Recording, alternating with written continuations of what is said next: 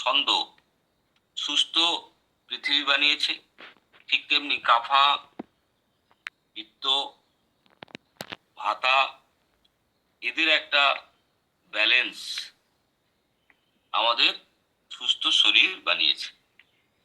Modern medical science কি বলছে যে মানুষ নাকি 8,500 রকম ভাবে অসুস্থ হতে পারে। কত রকম ভাবে? 8,500 রকম ভাবে। কিন্তু আয়ুর্বেদা সায়েন্স বলছে শুধুমাত্র শরীরের মধ্যে ভাতা বেড়ে গেলে বা বায়ু বেড়ে গেলে আমাদের শরীরে রোগের সূত্রপাত শুরু হয়। মানে শুধুমাত্র শরীরে যখনই বায়ু বেড়ে যাচ্ছে তখনই শরীরে কি হচ্ছে? আমাদের রোগের সূত্রপাত তৈরি হচ্ছে। সেই বায়ু বেড়ে গিয়ে যখন পিত্তের সঙ্গে মেশে তখন ভাতা পিত্তের প্রবলেম। সেই ভাতা বেড়ে গিয়ে যদি আমাদের কাফার সঙ্গে মেশে তাহলে কাফা ভাতার প্রবলেম বা কাফা পিত্ত ভাতা তিনটেরও প্রবলেম হতে পারে। এবারে লাখ টাকার একটা কোশ্চেন, যে আমাদের শরীরে যদি সমস্ত রোগ বায়ু বেড়ে যাওয়ার জন্য হয়, তাহলে এই বায়ু বেড়ে যায় কেন? বায়ু বেড়ে যায় আমাদের খাবার দাবারের জন্য। আমাদের খাবার, যখন আমরা ভুল খাবার খাই তখন শরীরে বায়ু বেড়ে যায়। যখন আমরা বেশি খাবার খাই তখন আমাদের শরীরে বায়ু বেড়ে যায়। যখন আমাদের খিদে নেই তাও আমরা খেয়ে ফেলেছি বা খাচ্ছি, তাতেও শরীরে বায়ু বেড়ে যায়। এমন খাবার আমরা খাচ্ছি যে খাবারে কোনো ডিএনএ নেই। ডিএনএ হচ্ছে খাবার দাবারের ঠিকানা। তাহলে এই জিনিসগুলো যখনই আমরা করছি তখনই আমাদের শরীরের মধ্যে অবস্থিত গ্যাস্ট্রো ইন্টেস্টাইন ট্র্যাক্ট, সেই ট্র্যাকে খাবার এসে কি হচ্ছে? আমাদের কোলনে এসে আমাদের কোলনে এসে সেই খাবারগুলো জমে যাচ্ছে। ভুল খাওয়া হলে, বেশি খাওয়া হলে, খিদে নেই এরকম খাবার খেলে সেগুলো কি হচ্ছে? আমাদের ট্র্যাকে এসে জমে যাচ্ছে। আর এই জমে যাওয়ার ফলে সেটা পড়ে পড়ে সেই খাবারটা পচছে। এই পচে যাওয়ার ফলে কি হচ্ছে? আমাদের শরীরে যে মিউকাস মেমব্রেন, যদি আমরা জিভ দিয়ে গালে ঘষি দেখবেন একটা হড়হড়ে একটা পিচ্ছিল পরিস্থিতি পাচ্ছি। এই পিচ্ছিল জিনিসটাকে বলছি মিউকাস। আমাদের পেটের ভেতরেও কিন্তু ওই একই জিনিস, মিউকাস মেমব্রেন, তারা কিন্তু পচে গলে বাইরে বেরিয়ে যাচ্ছে, যার নাম আমা। এই আমা যখন রক্তের সঙ্গে মেশে তাদের হয়ে যায় তারা সামা। সামা মানে কি? বিষ। তার মানে আমাদের শরীরের বদহজম যুক্ত খাবার আমাকে নিঃসৃত করছে, আমার রক্তের সঙ্গে ভুল করে মিশে যাচ্ছে, কারণ ওখান থেকে খাবার শোষিত হয়। সেই বিষাক্ত সামা আমাদের শরীরে কি করছে? বায়ুকে বাড়িয়ে দিচ্ছে। এখানে ভয়ঙ্কর একটা বায়ুর চক্র তৈরি হয়ে যাচ্ছে।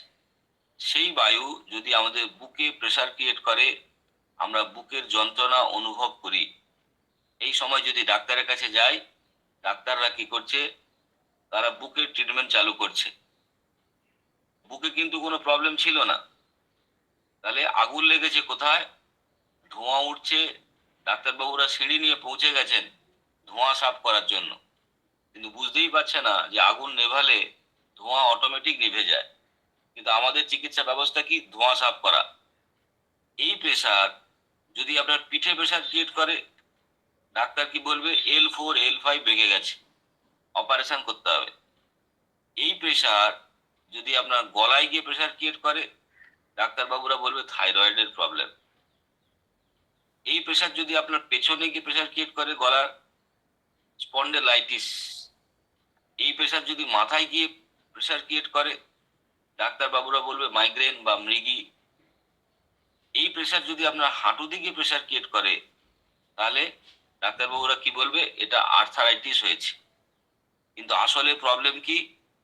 আসলে প্রবলেম আপনার শরীরের বায়ু বা গ্যাস বেড়ে গেছে। গ্যাস বেড়ে গেছে? কারণ আমাদের ভুল খাওয়া, বেশি খাওয়া, খিদে নেই বা ডিএনএ বিহীন খাবার। ডিএনএ বিহীন খাবার কি? যে খাবারের কোনো ঠিকানা নেই। আপনি টমেটো খাবেন, শরীর চিনতে পারবে, কিন্তু টমেটোর চাটনি যখন খাবেন শরীর চিনতে পারবে না। আপনি হোলির সময় যেমন হনুমান রং মেখে যদি মামার বাড়িতে চলে যান, তাহলে তারা কিন্তু তাড়িয়ে দেবে। কেন? তারা চিনতে পারবে না। কারণ মুখের ওপরে আপনি রং কালি লাগিয়েছেন, আপনার চেহারা ঢেকে গেছে।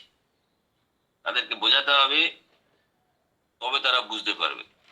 তাহলে আমাদের শরীরও কিন্তু সেই একই রকম ভাবে মেকানিজমে চলে। তাহলে আমরা যদি রান্না করে খাবার বা ওই ধরনের খাবারকে বিকৃত করে খাই, তার ডিএনএ কিন্তু ডিস্ট্রয় হয়ে যায়। যে বিকৃত খাবার আমাদের শরীরে হজম হয় না। তার ফলে কি হয়? শরীরে ভয়ঙ্কর লেভেলের বায়ু বেড়ে যায়। আর এই বায়ু বেড়ে গিয়েই আমাদের শরীরে কি করে? শরীরকে তছনছ করে। এর জন্য ইমিউন ডিসঅর্ডার হয়ে যায়। কারণ যখনই বদহজম, তখনই আমাদের ইমিউন সেল যে আছে সে অ্যাক্টিভ হয়ে যায়। অ্যাক্টিভ হয়ে গিয়ে সে ইনফ্লামেশন, সোয়েলিং, পেন, ইচিং, অ্যালার্জি, ফিভার এই ধরনের সমস্যা নিয়ে আসতে থাকে। তাহলে এই জায়গা থেকে যদি আমাদেরকে বাঁচতে হয়, তাহলে আমাদের কি করতে হবে? আমাদেরকে এই যে নোংরা খাবার, পচা খাবার, এই খাবারকে কি করতে হবে? সাফ করে ফেলতে হবে।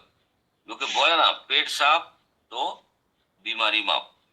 তাহলে আমরা এই যে পেট সুন্দর করে কিভাবে সাফ রাখবো, তার জন্য কি ধরনের খাবার খাবো, সেইটা আমরা যদি বুঝতে পারি, তাহলে আজকে আমরা ঘরে বসে এই পুরো সমস্যাটাকে সমাধান করে ফেলতে পারবো। তার আগে চলুন দেখে নিই আমরা দৈনন্দিন জীবনে কি ধরনের আমরা খাবার খাই। আমরা বেশিরভাগ খাবার কি খাই? ফল।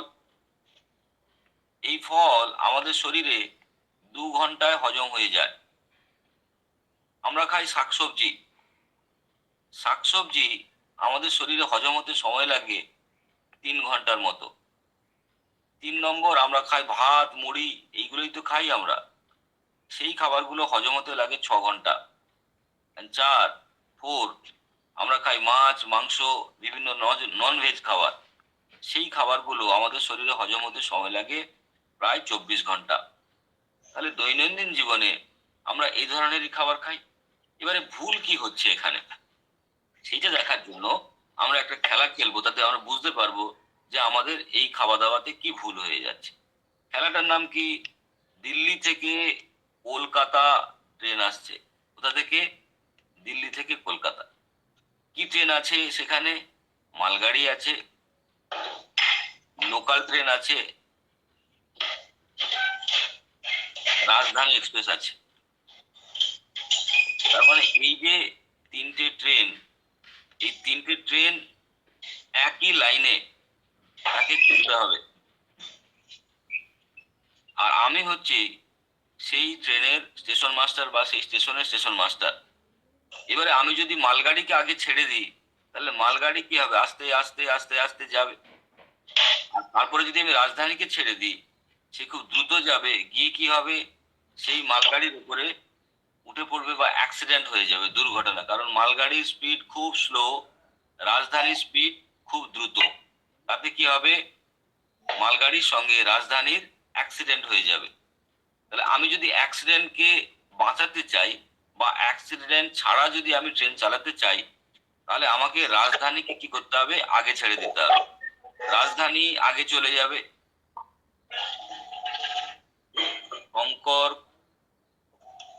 শঙ্কর কুমার, বাবা একটু মাইক্রোফোনটা অফ করুন। শঙ্কর বাবু, মাইক্রোফোনটা অন হয়ে গেছে আপনার। শঙ্কর কুমার। তাহলে রাজধানীটাকে আমাকে আগে ছাড়তে হবে।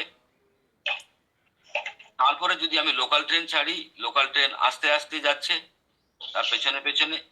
আর তারপরে যদি আমরা মালগাড়ি ছাড়ি, তাহলে কি হবে? মালগাড়ি সবার পেছনে যাচ্ছে। তাহলে 3টে ট্রেনই একই লাইনে একই ট্র্যাকে চলছে, তাদের কোনো অসুবিধা হচ্ছে না যদি আমরা এইভাবে ট্রেনটা চালাই। তেমনি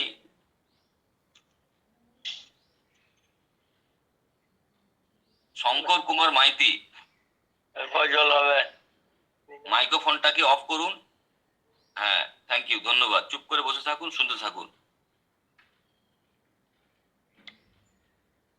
তাহলে আমরা যে ধরনের খাবার খাই, সেই খাবারগুলোকে যদি আমরা দেখি, এখানে রাজধানী এক্সপ্রেস কে?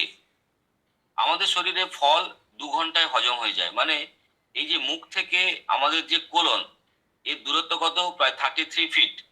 এটাকেই আমরা বলছি দিল্লি থেকে কলকাতা ট্রেন লাইন। তাহলে আমাদের মুখ থেকে কোলন পর্যন্ত, পায়ু পর্যন্ত খাবার পৌঁছতে গেলে যে সময়টা লাগছে, ফলের লাগছে 2 ঘন্টা। তাহলে এখানে কি রাজধানী এক্সপ্রেস? ফল। তার মানে আমাকে খিদে পেলে সবার আগে ফল খেতে হবে। আর আমরা আমাদের সোসাইটিতে বা সমাজে কি জানি? ভরা পেটে ফল, খালি পেটে জল। সেই জন্য দলে দলে হসপিটালে চল, তারপরে শ্মশান ঘাটে চল। বুঝতে পেরেছেন কেন মানুষ আজকে এত বেশি বেশি করে অসুস্থ হয়? তার কারণ তারা সব ভরা পেটে ফল খায়। আর সেটাই আপনাদেরকে শিখিয়েছি, আমরা সেটাই করেছি। দুপুরবেলা খাওয়া দাওয়া করার পরে আমরা ফল খেতে বসে যাই। আর এই ফল খেতে বসে যাওয়ার পরে বিকেল বেলা থেকে মাথা যন্ত্রণা শুরু হয়ে যায়, পেট ব্যথা হওয়া শুরু হয়ে যায়, আমাদের শরীর খারাপ হওয়া শুরু হয়ে যায়। নিজেরাই নিজেরাই আমরা এমন খাবার দাবার খাচ্ছি,